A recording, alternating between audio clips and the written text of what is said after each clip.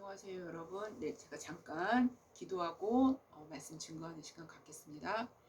하나님 아버지 감사합니다.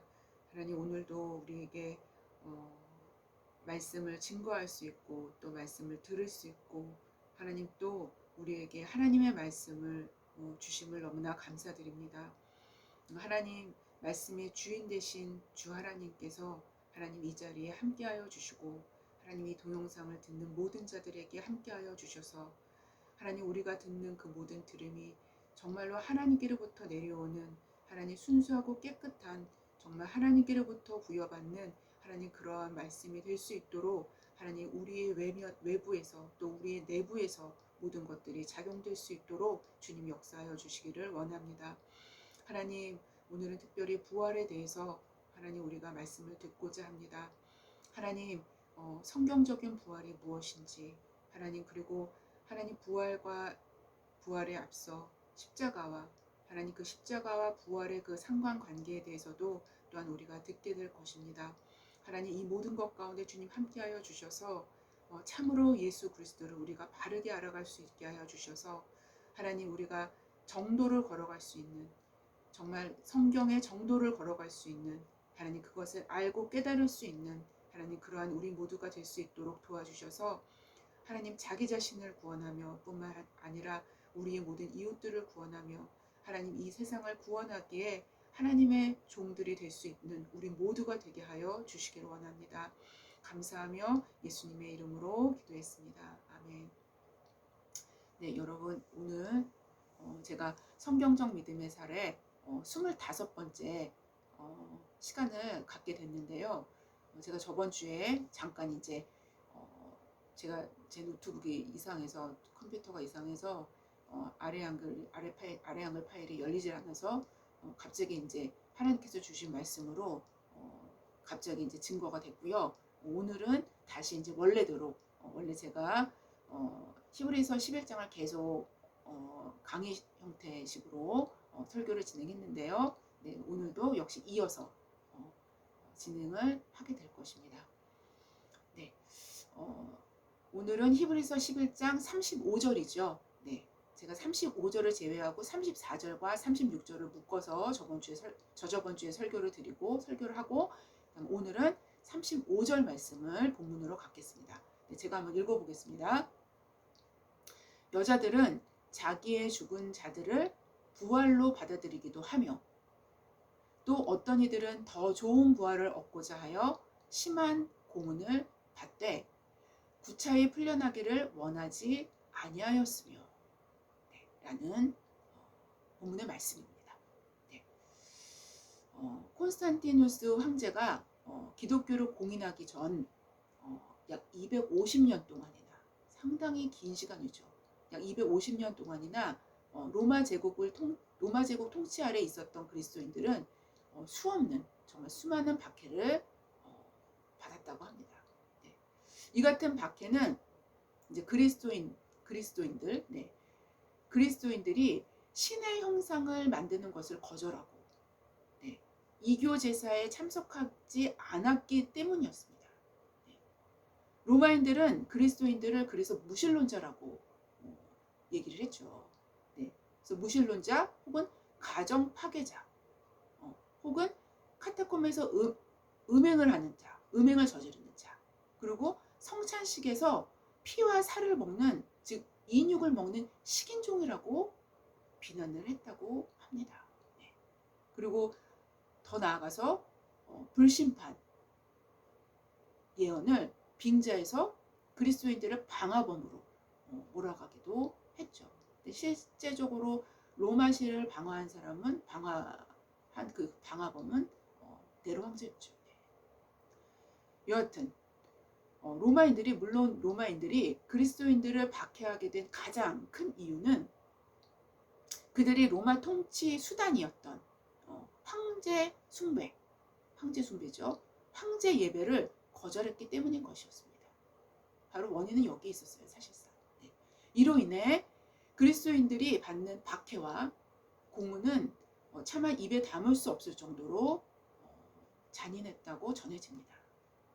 네. 역청을 발라서 산채로 태워 죽이기도 하고 야생동물 껍질을 뒤집어 씌워서 사람한테 사냥개에 찢겨 죽게 하기도 했으며, 네, 얼려 죽이기도 했고 불에 태워 달궈 죽이기도 했으며, 네, 눈을 빼고 사지를 자르기도 했다고 합니다. 네. 이런 역사적인 이유가 있어서인지 로마를 찾는 사람들에게 감동을 주는 것은 아주 그 웅대하고 너무나 찬란한 너무나 아름다운 그 바티칸 궁전이 아니라 박물관도 아니라, 네, 바로 이 지하의 인공굴인 카타콤이라고 합니다. 네. 그곳은 시내 한복판의 땅을 파서 로마시의 바로 그 지하 밑에 있는 거예요. 네. 시내 한복판의 땅을 파서 만든 긴 굴로 안에는 죽은 사람들의 뼈가 있고, 벽에는 초기 그리스도인들의 그 벽화들이 아직까지 남겨져 있죠. 그리고 성경 말씀도 구석구석에 기록이 되어 있습니다. 네. 약 250년의 긴 박해 기간 동안에 수많은 그리스도인들이 죽고, 그 카타콤 안에서 죽고 또 새 생명에 다시 태어나고, 네, 이 반복되었겠지만 카타콤에서 한평생 나오지 않고 살다가 죽어간 사람들도 상당히 많다고 합니다.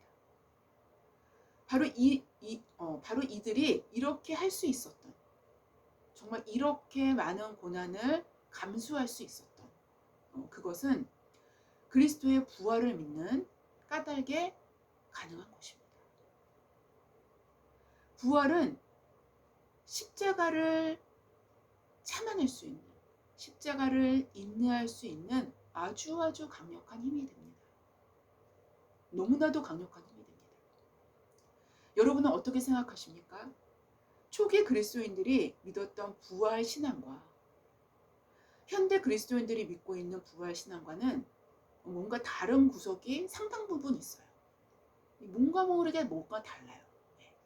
그렇기 때문에 동일한 부활 신앙을 믿는 것 같지만 초기 그리스도인들이 믿었던 부활 신앙은 엄청난 강력한 힘을 발휘했었던 반면에 현재 부활 신앙을 믿는 사람들은 그리 힘을 발휘하지 못합니다. 네. 그거는 저도 그렇고 여러분도 그렇고 다 인정을 하죠. 네. 여하튼 무엇이 이러한 차이점을 갖고 오게 했는지, 우리에게 만약에 분석 능력이 있다면 이것을 분석해야 될 필요성은 분명히 있다고 생각을 합니다. 또한 현대 그리스도인들은 그래서 진짜 그리스도의 부활을 믿고 있는 것일까요? 진짜 믿고 있는 것일까요? 아니면 부활 역시 시대의 흐름에 따라 변주되고 왜곡된 것은 아닐까요? 제가 방금 전에 말씀드린 로마 시대의 그리스도인들의 박해 상황은 우리로, 인간으로 변질되지 않는 부활 신앙을 보여주게 합니다. 인간의 육체를 입고 사는 동안에는 항상 주의를 기울여야 할 것은 인간 내부에 자리 잡고 있는 부패성과 타락성이 언제든지 그리고 무엇이든지 왜곡과 변질을 만들어낼 수 있는 가능성이 항상 열려 있다는 것입니다. 항상 열려 있어요. 기독교적인 핵심, 즉 복음의 핵심에는 십자가와 부활이 있습니다. 그런데 십자가는 그 내용 자체가 인간의 육체를 거스릅니다. 그 내용 자체가 인간의 본성이 싫어해요. 네. 다시 말씀드린다면 육체를 따르는 어떤 인간이든 십자가를 좋아할 수는 결단코 없다라는 것이죠. 십자가는 본질상, 인간의 본성상 육신과는 완전히 상반된 개념으로 육체와 원수가 됩니다.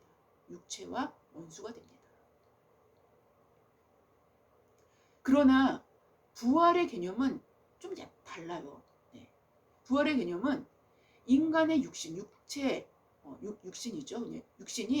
왜곡과 변질을 통해서 받아들일 수 있는 여지가 있어요. 네. 마치 완연한 세상 영광이면서 하나님의 영광인 채하는 영광의 왜곡이 벌어질 수 있듯이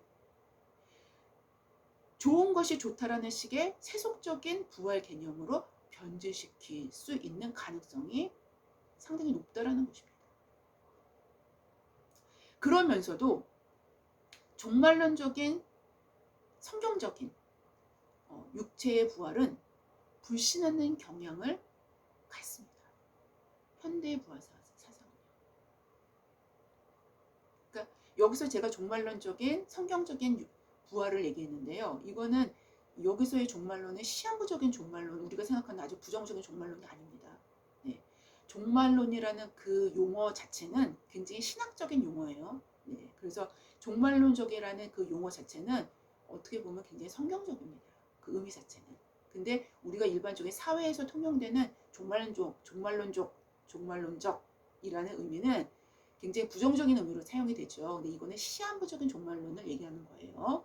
네, 그래서 이거는 구별돼서 이 개념을 사용할 필요가 이 용어를 사용할 필요가 있습니다.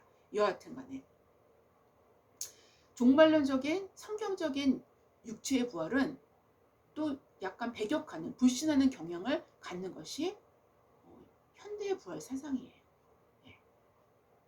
따라서 인간이 육체를 입고 사는 현세라는 시간 동안에는 부활은 십자가, 고난이라는 정황에서 바라보아야 부활을 성경적인 바른 시각에서 인식하게 되며 바르게 소망할 수 있게 되는 것입니다.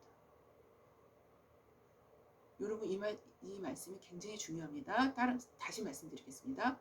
인간이 육체를 입고 사는 현세라는 시간 동안에는 부활은 반드시 십자가 고난이라는 정황에서 바라보아야 부활을 성경적인 바른 시각에서 인식할 수 있게 된다는 거예요. 또 반대로 십자가는 부활이라는 이미 주님께서 보여주신 그 부활이라는 소망함의 정황으로 바라볼 때 십자가를 견딜 수 있는 힘을 실제적으로 부여받게 된다는 것입니다. 이런 상관관계가 있어요. 네. 그래서 십자가 없는 부활은 기독교적인 부활이 아닙니다. 십자가가 없는 부활은 기독교적인 부활이 아니에요. 이거는 이교적인 부활이에요. 네. 기독교적인 부활은 반드시 십자가로 입증됩니다. 반드시 십자가로 입증돼요. 이게 기독교적인 부활이에요. 교회는 교회력을 지키고 있습니다. 교회력을 지켜나갈 때도 사순절 기간은 단상에서 광고 몇 마디로 거의 끝내버리고 언급하지 않다가 부활절을 거창하게 지키는 것은 이미 기독교가 변질과 왜곡의 가도를 가고 있는 듯한 모습을 보여주고 있는 것입니다. 사순절을 통해 십자가가 충실히 인식될 때에만 사실상 기독교적 성경적인 부활을 정확하게 인식할 수 있게 되기 때문입니다. 십자가가 인식되지 않는 부활은 사실상 이교도적 부활에 지나지 않기 때문인 것입니다. 부활은 곧 십자가의 삶을 입증해 주는 것이기 때문이며 부활은 곧 십자가의 삶을 입증해 주는 거예요. 이 사람이 십자가의 삶을 잘 하나님 뜻 안에서 잘 살아왔음을 입증해 주는 거예요. 그게 부활이에요.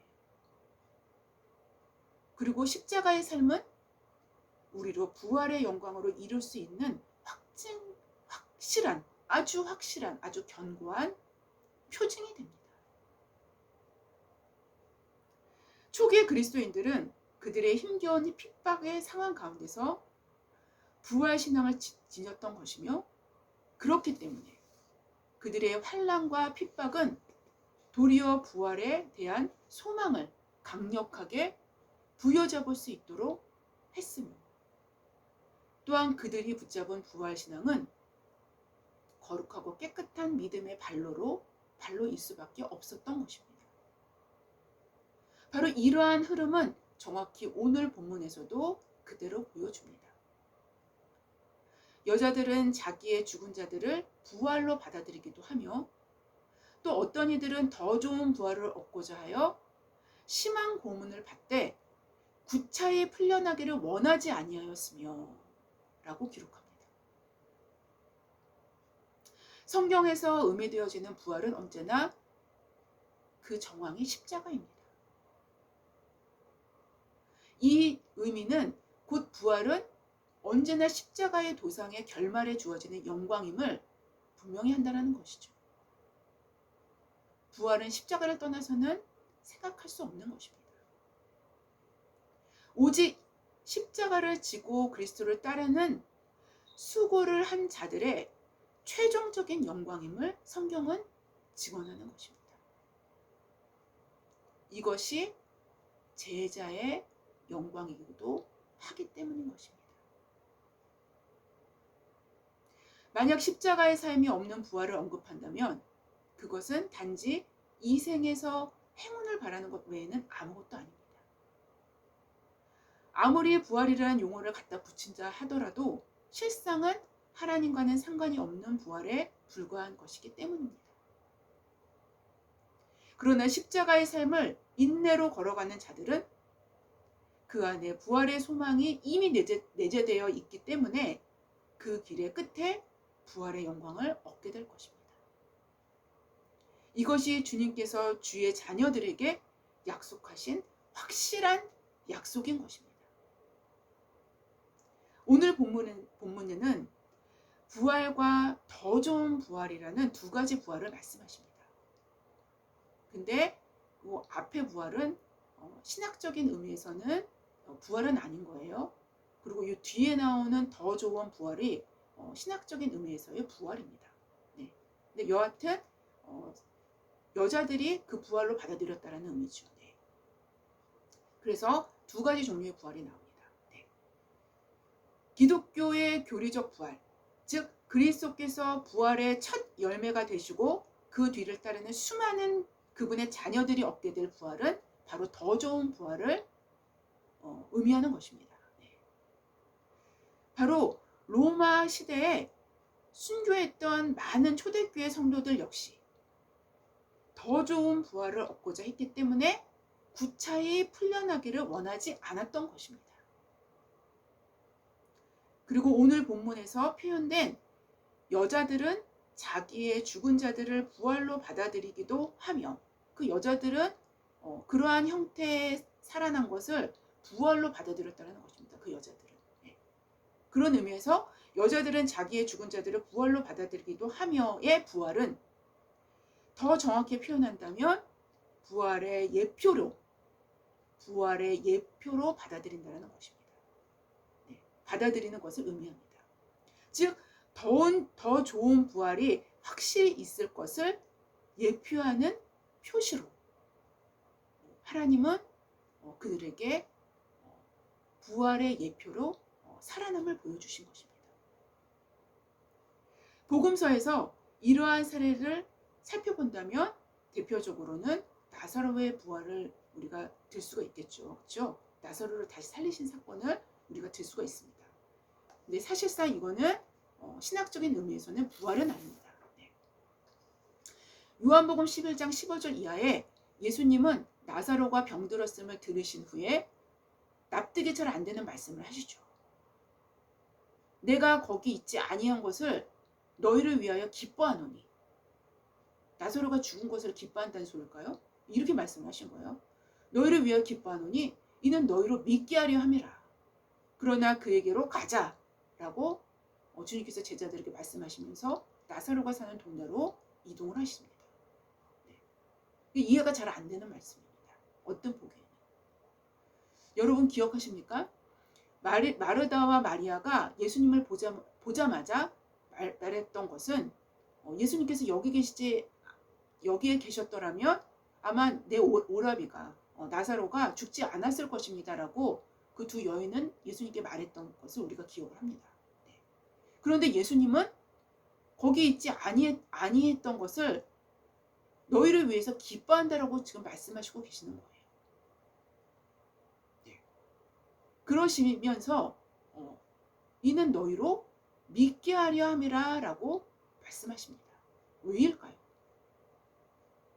예수님은 부활의 예표를 보여주시기 위해서 지체하시고 기다리신 것이었습니다. 죽은 육체가 다시 살아날 수 있다라는 것을 모든 사람들로 보게 하심으로, 보여지게 하심으로, 이는 너희로 믿게 하려 하시기 위하여였던 것입니다. 바로 나사로가 죽은 지 나흘째 되어서 이미 썩은 냄새가 풀풀 나기 시작했을 때 주님은 나사로의 집에 도착하셔서 죽은 나사로를 다시 살리시게 됩니다. 요한복음은 나사로가 죽음에서 다시 살아남을 부활로 표현하지 않습니다. 부활로 표현하지 않아요. 단지 그리스도의 부활을 암시할 수 있는 하나의 표적으로 기록합니다. 그리고 바로 정확히 이 시점에 예수님은 나는 부활이요 생명이니 나를 믿는 자는 죽어도 살겠고 라는 에고 에이미 자기 선언을 하십니다. 우리가 이해하기 쉬운 용어로 말씀드린다면 나사로는 정확한 용어적 표현은 부활이 아니라 환생입니다. 환생. 네. 환생한 것이고 예수님은 그 이후에 요 사건, 나사로 사건 그 이후에 부활하신 것입니다. 즉 나사로는 예수님이 마르다에게 내 오라비가 다시 살아나리라 라고 하셨던 말씀과 같이 죽음에서 다시 그냥 살아난 것 뿐입니다. 죽음에서 그냥 다시 살아난 것 뿐이에요. 나중에 나사로가 늙으면 다시 자연사에서 죽음으로 돌아가겠죠. 그렇죠? 네. 그래서 죽음으로 결국엔 돌아가는 것입니다. 이게 자연사고요. 이게 환생인 거예요. 네. 그래서 환생한 사람은 나중에 다시 늙으면 다시 죽습니다. 네. 그러나 부활은 그렇지 않아요. 네. 부활은 다시 죽지 않아요. 네. 이게 차이점입니다. 즉 나사로는 신학적인 용어로는 부활이 아닌 것입니다. 단지 예수님의 부활의 표적으로서 사용되었을 뿐입니다. 그러나 예수님의 부활은 완전히 영의 몸인 새로운 몸으로 다시 살아난 사건입니다. 그리고 더 이상 시간의 제약을 받지 않는 영혼에 속하는 이 살아있는 몸이 된 거예요. 살아있는 영이 된 게 아니에요. 살아있는 몸이 된 거예요. 네. 그래서 우리가 사도신경 맨 마지막 부분에 몸이 다시 살 것을 믿는 거죠. 네. 그래서 사도신경에 맨날 우리가 이거 고백하는 겁니다. 몸이 다시 사는 거예요. 몸이 다시 사는 거. 네. 몸이 되는 것입니다. 영혼에 속하는 몸이 되는 것이에요. 그래서 시공을 초월해서 부활 후에 문이 닫힌 제자들이 모인 방에 갑자기 예수님이 몸을 입고 호련히 나타나신 거예요. 부활 이후에. 네? 문이 분명히 굳게 자물쇠로 닫혔음에도 불구하고 예수님이 살아있는 몸을 입고 그 문을 통과해서 제자들 앞에 서 계셨던 거예요. 그리고 바로 제자들이 닫힌 방에 나타나셨던 부활하신 예수님은 바로 오늘도 여러분과 저와 저에게 함께하고 계실 수 있는 거예요. 여러분 이 차이점을 정확히 아시는 게 굉장히 중요합니다. 바로 하나님의 자녀들이 마지막 때에 얻게 될 부활은 이러한 몸으로 부활하는 거예요. 우리 몸이 다시 사는 거예요. 몸으로 부활하는데요. 이 몸이 그냥 지금 우리의 이 몸이 아니라 영의 몸인 거예요. 근데 영의 몸인데 이 몸을 갖고 있는 거예요. 예. 그것을 성경이 얘기하는 겁니다. 예. 그래서 마지막 때에 얻게 될 부활은 이러한 새로운 몸으로 다시 살아나는 것을 믿는 것이 바로 부활 세상인 거예요. 오늘 본문에서는 더 좋은 부활로 표현된 그 부활인 것입니다. 엘리야가 성경에서 죽은 자가 다시 살아났던 기적들은 구약에서나 신약에서 모두 부활을 예표하는 사건이 되어집니다. 근데 이 부활을 예표하는 사건이 예수님 당시에만, 예수님 때에만 있었던 게 아니에요. 네. 바로 구약 때에도 죽은 자들이 다시 살아났었던 기록들이 곳곳에 있어요. 네. 그래서 우리가 생각을 해본다면 엘리야도 죽은 자를 다시 살렸죠. 그렇죠? 네. 그리고 엘리사도 죽은 자를 다시 살렸어요. 네. 그래서 엘리야는 사르밧 과부의 아들을 살렸고 엘리사는 수냄 여인의 아들을 살렸어요. 네. 바로 이것도 부활은 아니라 부활의 예표를 보여주는 겁니다. 정확하게 표현한다면. 네. 만약 이런 죽음에서 다시 살아났던 기적들이 부활이었다면 그리스도께서 부활의 첫 열매가 되셨다고 사도 바울은 기록할 수 없었을 거예요. 그리고 그렇게 기록해서도 안 돼요. 그러나 사도 바울은 예수 그리스도께서 부활의 첫 열매가 되셨다고 말씀하셔요. 네. 이제 개념이 조금씩 잡히죠, 여러분. 네. 여하튼 오늘 본문은 이런 여자들은, 그러니까 수냄 여인이나 뭐 사르밧 과부나 이런 여자들은 자기의 죽은 자들을 그리고 또 그 나사로의 이제 자매들 마르다와 마리아를 얘기하죠. 이런 이제 여자들은 자기의 죽은 자들을 부활로 받아들이기도 했다라는 것입니다. 이런 것들을. 중요한 것은 바로 여자들이 환생을 부활로 받아들이든 또 어떠한 이들은 더 좋은 부활을 얻고자 하여 심한 고문을 받되 구차히 풀려나기를 원하지 아니할 만큼 강력한 부활 신앙을 갖고 있었든 이들은 모두 환난과 고난 혹은 죽음이라는 곤경 속에서 이러한 컨텍스트 안에서 부활에 대한 믿음을 부여잡은 것입니다. 십자가의 도상에서 부활을 바라본 것입니다. 이러한 컨텍스트가 중요시되는 이유는 바로 이것이 인간의 탐욕과 욕심, 영적으로나 육적으로나 욕심에 오염되지 않은 채 부활신앙의 원형을 유지할 수 있는 무엇인가를 인간에게 제공하고 있기 때문인 것입니다. 자신의 영적 부요함을 입증하기라도 하는 듯이 부활이 거론된다면 왜 예수님께서는 영적으로 육적으로 자신의 파산당함을 깨닫는 자, 즉 심령이 가난한 자를 복된 자라고 말씀하셨겠습니까? 이러한 영적 부요함의 실상은 비성경적인 자아상에서 시작된 것뿐인 것입니다. 여러분, 제가 이 부분에 대해서 조금 더 설명을 드릴게요. 우리가 일반적으로 하나님 나라를 두 가지로 생각할 수 있다고 생각을 합니다. 네, 그래서 현재적 하나님 나라, 그리고 우리가 앞으로 미래에 있을 종말론적 하나님 나라를 두 가지로 생각을 하죠. 네, 그래서 현재적 하나님 나라는 로마서 14장 17절에 나오는 하나님 나라는 먹는 것과 마시는 것에 있는 것이 아니요 의와 평강과 희락이라 이렇게 말씀을 하시죠. 네, 바로 이미 하나님 나라가 도래한 것입니다. 우리 내면에.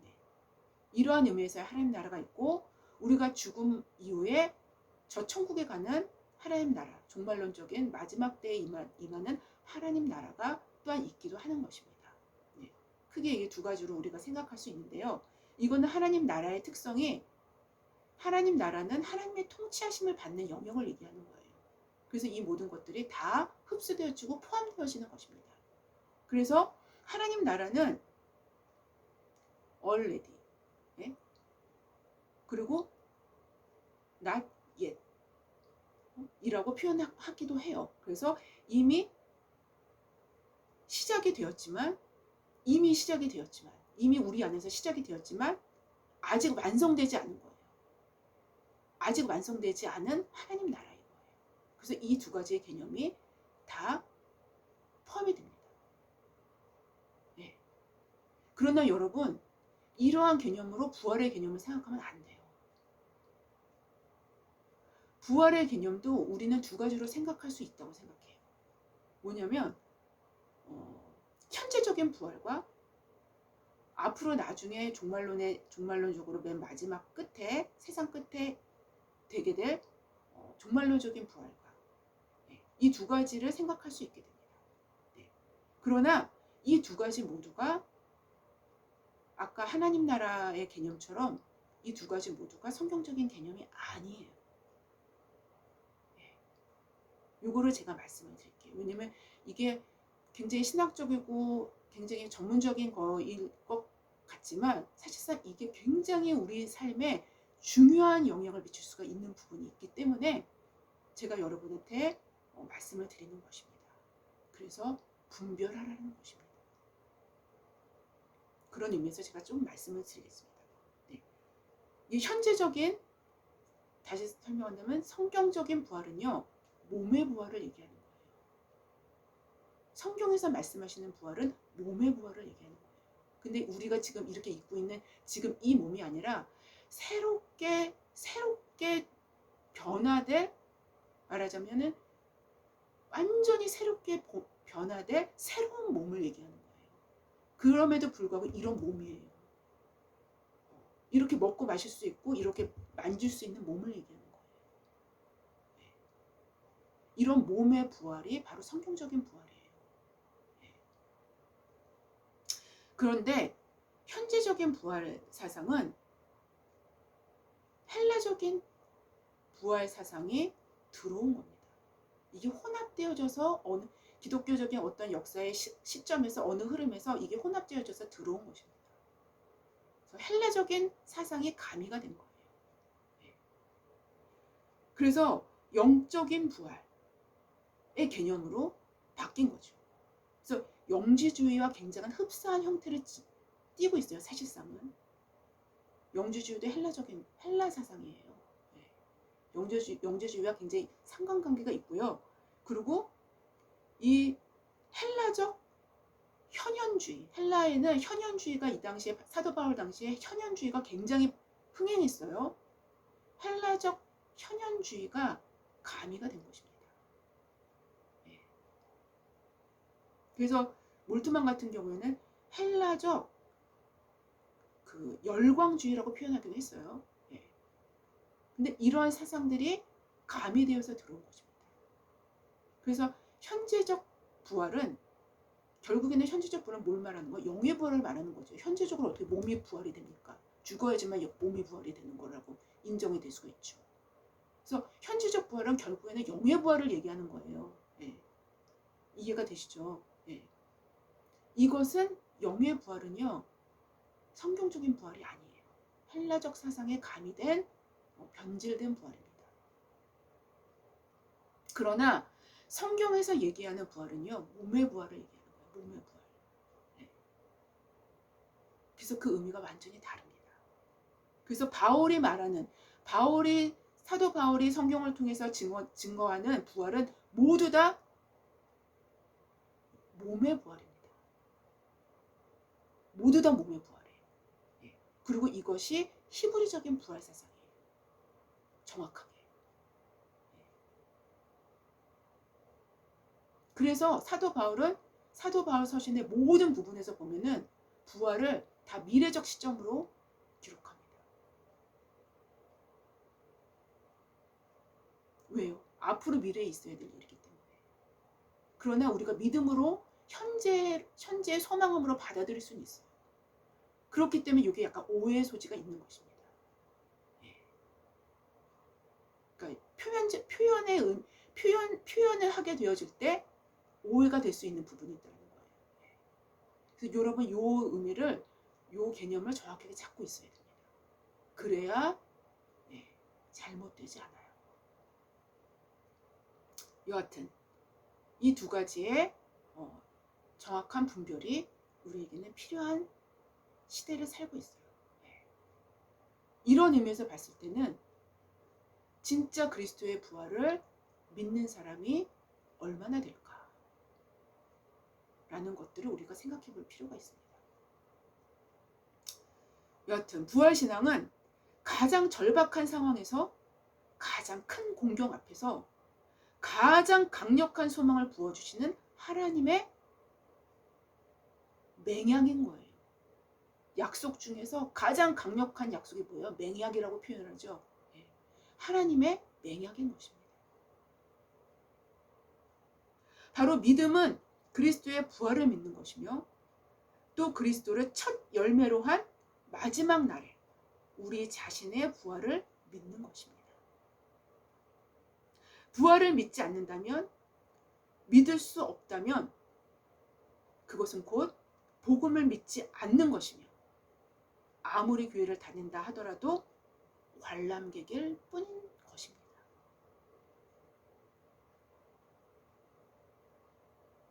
또한 부활을 믿는다라는 것은 인간의 이성과 합리성의 바운더리를 초월하는 것을 의미합니다. 그렇지 않겠어요? 당연하죠. 영의 부활이 아니기 때문에. 결국 나의 이성과 합리성을 믿는 것인가, 아니면 예수를 믿는 것인가, 예수를 진짜 믿는 것인가로 판가름될 수 있습니다. 예수를 믿는다라는 것, 예수님을 믿는다라는 것, 그리고 성경이 제시하는 믿음이란 인간 자신을 항상 벗어납니다. 항상 벗어나요. 내 믿음이 누구에게 의탁되어져 있는가를 보면 됩니다. 내 믿음이, 내가 지금 믿고 있는 그 믿음의 행위나 내 모든 믿음이, 내 내면적 믿음이 나에게 의탁되어져 있는가, 내 믿음이 진짜로 하나님께 의탁되어져 있는가, 이거를 보면은 어느 정도 분별이 돼요. 이것은 곧 성경이 제시하는 믿음은 인간이 만들어낸 것이 아님을 시사하는 것입니다. 인간이 만들어낸 것이 아니기 때문에 성경은 인간의 입맛에 그리 맞지가 않아요. 인간의 입맛에 너무 잘 맞아 떨어진다는 것은 결국 그건 인간이 만든 거예요. 그러나 성경의 모든 진리는 인간이 만든 게 아니기 때문에 인간의 시각으로 봤을 때 거슬리는 것이 너무나 많아요. 예수님의 십자가 부활을 모두 경험한 베드로 역시 주님의 입맛과 자신의 입맛 사이에서 갈등했었습니다. 쿼바디스라는 영화를 보면요, 쿼바디스에 보면 베드로가 말년에 로마에 가서 전도할 때 네로 황제가 그리스도인들을 극심하게 이제 박해할 때 일이 되겠죠, 그렇죠? 네. 바울도 그렇고 베드로도 그렇고 다 그 네로에 의해서 순교가 됐기 때문에요. 네. 여하튼 그리스도의 수장으로 로마인들이 알고 있었던 베드로를 죽이기 위해서 이제 색출 작업이 벌어졌을 때 교인들은 베드로를 위해서 로마를 떠나기를 간청했어요. 왜냐하면 수장이 죽게 되면은 자신들의 공동체가 다 무너질 수도 있는 위험에 처할 수 있기 때문에 일단은 피신을 보내야 될 것 같은 생각이 들었던 거죠. 네. 그래서 선생님이 잡혀 돌아가시는 것은 저 짐승 같은 네로에게 승리의 기회를 주는 것이기 때문에 이곳을 떠나서 피하는 것이 좋겠습니다. 라고 권면을 하면서 베드로를 이제 다른 곳으로 보내기를 원했어요. 근데 베드로는 처음에는 이 요구를 거절했지만 교인들의 간청이 너무 간절하고 또 인간은 또 살고 싶은 욕망이 있을 거 아니에요. 이것이 두 가지가 결탁이 되어서 베드로도 이제 자기가 다른 곳으로 이제 갈 것을 결정하게 되죠. 네. 네, 그래서 어느 날 이제 결정하고 난 다음에 이제 가게 됐는데 새벽에 로마를 탈출해서 알반이라는 언덕을 넘어서고 있을 때 그때 이제 부활하신 예수님을 보게 된 것이죠. 찬란한 광채 속에서 사람 현상에 나타나서 보니 부활하신 그리스도였습니다. 주님은 베드로를 보지를 못하시는 것 같아요. 못 보신 듯 빠른 걸음으로 어디론가 급히 향하고 계신 것이었어요. 베드로는 땅에 엎드려서 무릎을 꿇고 예수님을 부르면서 이렇게 말씀을 드렸죠. 주여 어디로 가십니까? 주여 어디로 이렇게 가십니까? 이게 코바디스라는 의미입니다. 네. 주여 어디로 가시나이까? 이게 코바디스입니다. 아마 수제자였던 자신을 못 본 채 하면서 급히 가시는 예수님이 너무 마음에 이렇게 좀 서운했던 감정이 있었던 것 같습니다. 네. 또 좀 마음이 좀 아팠었겠죠. 이렇게 물어봤어요. 주여 어디로 가시나이까? 그러자 예수님은 내가 내 백성을 버리고 가니 네가 내 백성을 버리고 가니 나는 로마로 가서 십자가를 다시 지어야겠다 라고 말씀하시면서 빠른 걸음으로 로마를 향해 가시는 예수님을 보게 됩니다.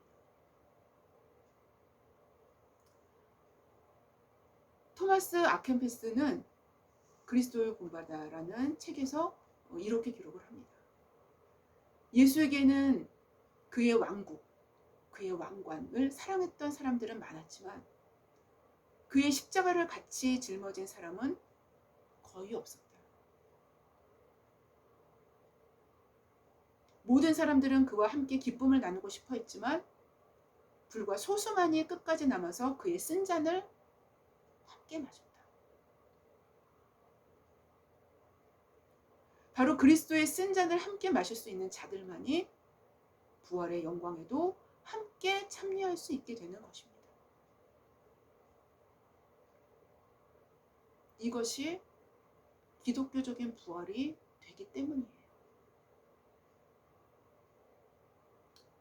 여러분, 저번 주에 제가 말씀드린 로마서의 말씀을 제가 또 말씀드리게 됐네요.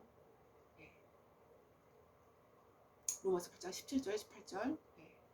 자녀이면 또한 상속자 곧 하나님의 상속자요. 하나님의 상속자. 그리스도와 함께한 상속자니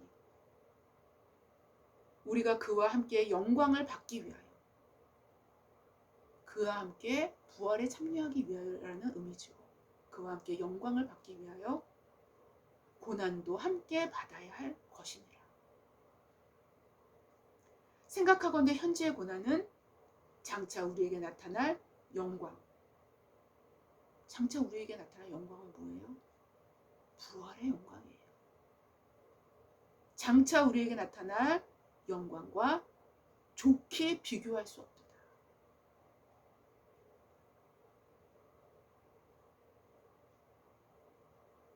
우리가 믿는다라는 것은 곧 그리스도의 십자가와 부활을 믿는 것입니다.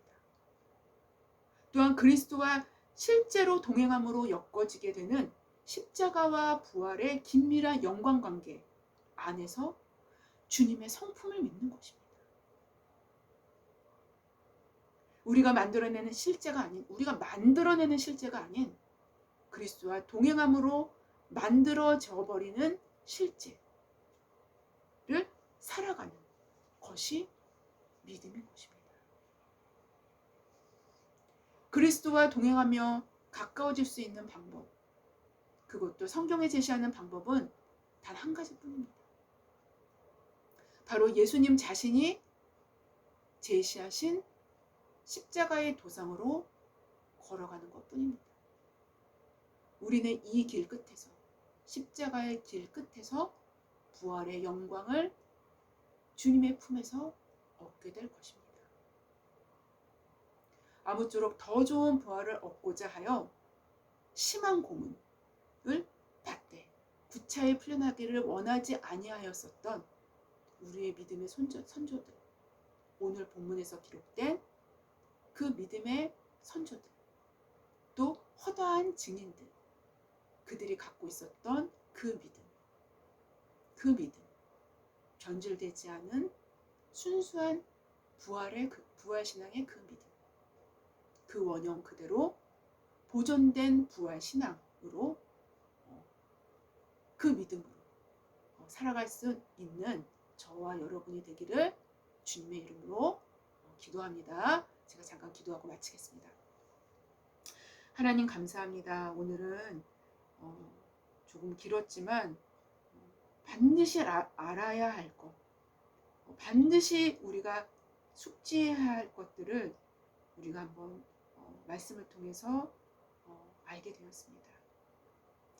하나님, 세상은 너무 악하고 너무 혼탁합니다. 모든 것이 너무 혼탁하고 순전하게 보존되어지는 것들이 거의 없는 그러한 시대의 삶을 살아가고 있습니다.